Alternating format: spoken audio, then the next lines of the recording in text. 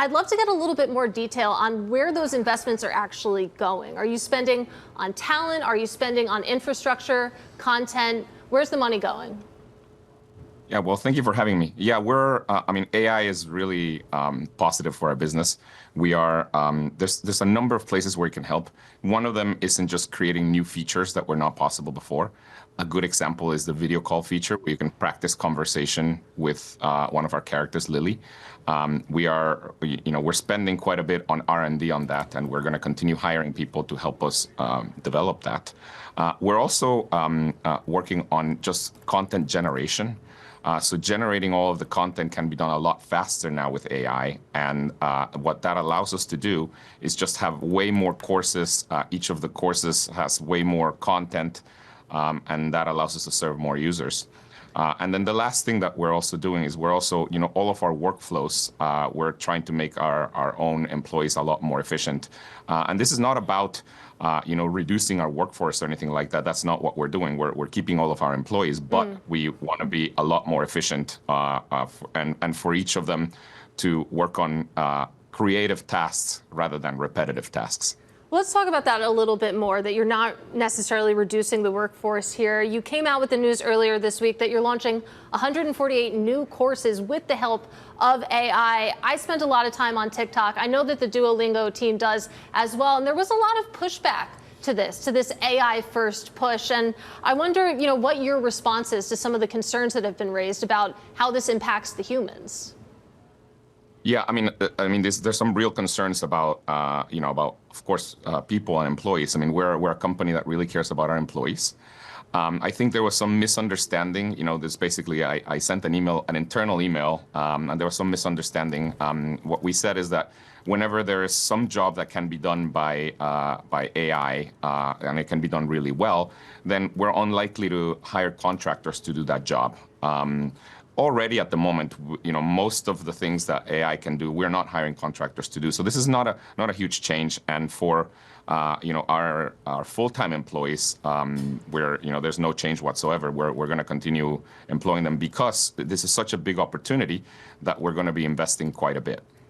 I wonder about, because of the recent Apple news, the ruling on third-party purchases. How do your customers typically pay you? Do they do it in the app? Do they do it on the web? And does it make a difference to you?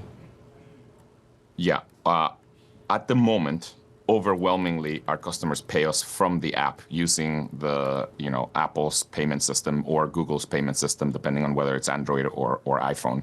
The new ruling would allow us to test. We don't know what's going to end up happening, but we're going to test this. It would allow us to test having our customers pay us from a web view in the app. So it'll still kind of feel like you're paying us from the app, but it'll be a web view and it won't be Apple's payment system. That would save us quite a bit on margins. At the moment, Apple, for the first year of subscription, charges 30%. They keep 30%. That wouldn't be the case if we were to do this on a web view.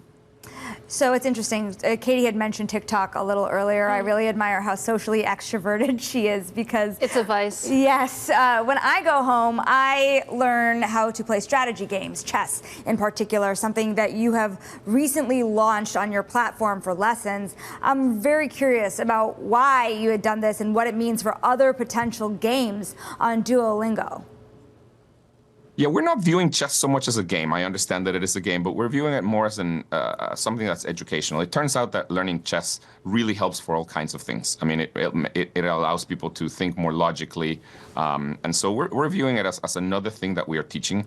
We chose chess as our next subject because there really are hundreds of millions of people that are either playing chess or interested in playing chess. If you just ask around the people it's like, would you want to learn chess? Most people that don't know chess tell you something like, oh, I've always wanted to learn this. So that's why we did this. It's not quite yet out in the app, but it's going to be literally in the next few days, at least in the iPhone app, where you'll be able to learn chess as a beginner, and it gets you all the way to kind of an intermediate level, and so we're super excited about it. I can't not comment on this because I know that Shonali is here at 6 a.m. and stays working until like 8 or 9 p.m.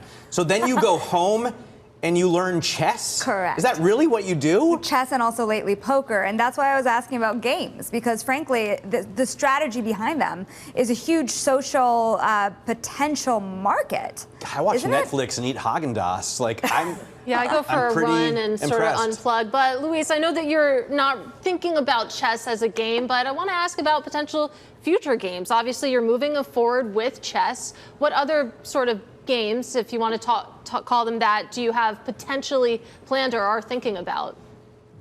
We're unlikely to do games. I mean, we're an education app. Ultimately, what we want to do is teach people things that take a long time to learn and that will improve their lives. So other subjects that we add will unlikely be games. By the way, at the moment, we don't have any serious plan to add other subjects after chess.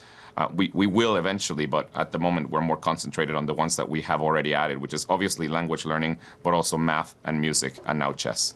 I want to know about how well people actually learn languages with Duolingo. I mean, I took Spanish for years. I took French for years. I don't speak a lick of either one. German, I moved to Berlin, and within a month, I was speaking it because I was there. How well can you really learn a language using an app on a phone? What really matters is the amount of time that you spend actually interacting with that language.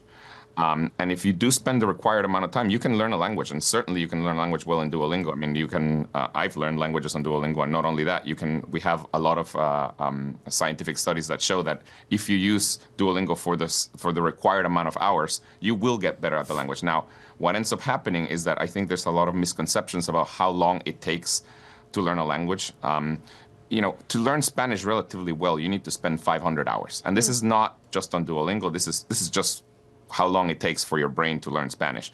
To learn Chinese, you need to spend about 2,000 hours. So yes, it works, and it works actually quite well with Duolingo, but you have to spend the time. Now, what we do really well with Duolingo is keeping you motivated so that you can continue spending the time.